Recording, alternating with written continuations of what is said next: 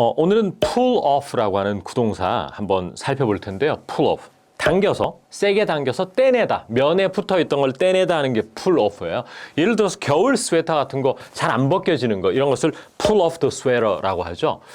그런데 제가 예전에 어떤 말씀을 드린 기억이 있냐면, 구동사는 원래는 물리적인, 아주 그 원래의 뜻, literal한 meaning에서 확장적인 의미인 비유적인 의미, figurative로 발전한다고 그랬어요. 그런데 아쉬운 점은 한국 학습자들의 상당수가 먼저 원래의 뜻을 알고 나서 비유적인 걸 공부를 해야 되는데, 처음부터 비유적인 걸 공부하면서 왜 이 뜻이 그 뜻이 됐는지를 모른 채 그냥 달달함기만 하는 걸 볼 수 있는데, 풀오프가 대표적인 것 같아요. 예를 들어 신문 기사 같은 걸 보면요, 이런 예문들이 나와요. 그 표현들이 pull off a victory, pull off a deal, 이런 표현이 나와요.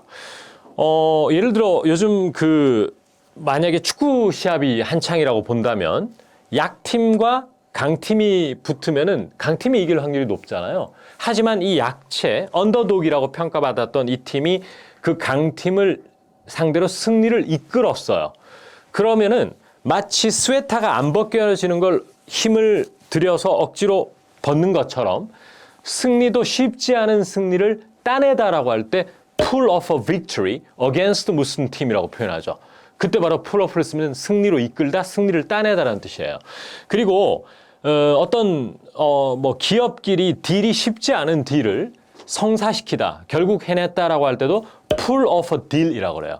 그것이 쉬웠다면 pull off를 쓸 이유가 없는 것이죠. 하지만은 정말 지리한 협상 끝에, 또 양보를 많이 한 끝에 결국 딜을 성사시켰다, 이러면은 pull off a deal이라고 표현하는 걸 볼 수 있거든요. 그런 표현을 보면서 원래 스웨터가 잘 안 벗겨지는 거를 pull off 했다, 이걸 알고 그걸 외우는 것과 그냥 단조롭게 pull off a deal, pull off a victory, 승리로 이끌어내다라고 외우는 것은 좀 다가오는 강도의 차이가 좀 있지 않을까, 이런 생각을 하는데 어떠세요? pull off라는 게 네. 뭔가를 해내다, 이런 식으로 이해를 할 수 있는 건가요? 맞죠.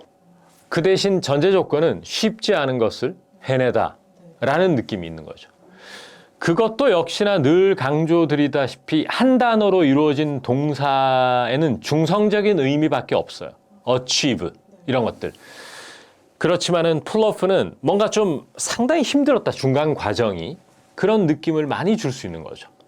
그런 점에서 구동사가 또 느낌이 있네요. 그럼 이거는 네. 약간 뭔가 구어적인 표현인지, 아니면 조금 뭔가 격식 있는 자리에서도 흔히 쓸 수 있는 표현인지 좀 궁금해요. 쓸 수 있어요. 많은 분들이 이런 질문을 가지고 있는 것 같습니다. 구동사라고 하는 것을 문어체에서는 좀 쓰면 좋지 않다.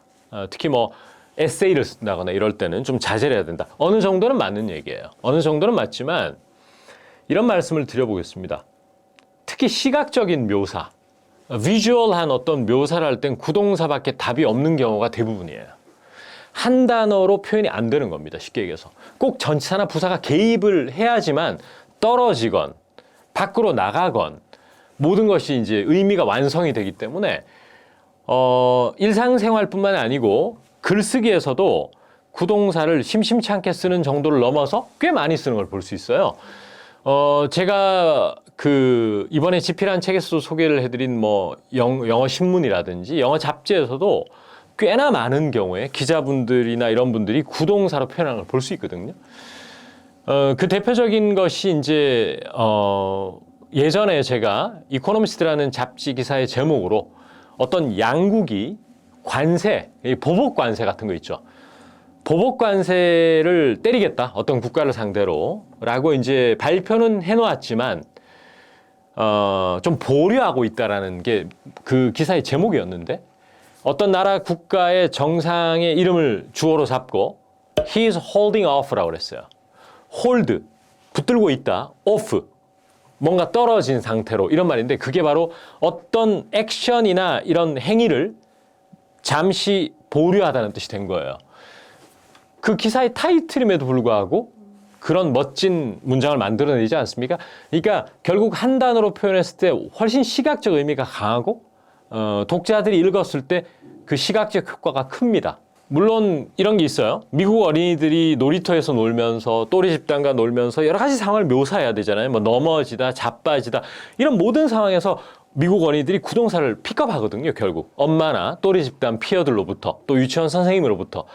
그런데 우린 그 모든 과정을 다 생략한 거예요.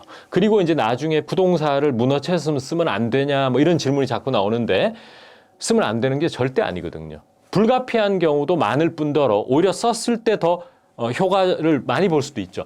물론 가끔씩은 구동사가 아닌 아주 묵직한 동사 하나를 써야 되는 자리도 많습니다. 그건 인정하지만 그건 상황을 보고 판단할 문제지 일반화시켜서 글쓰기에서는 구동사를 자제해야 된다는 건 틀린 말이에요.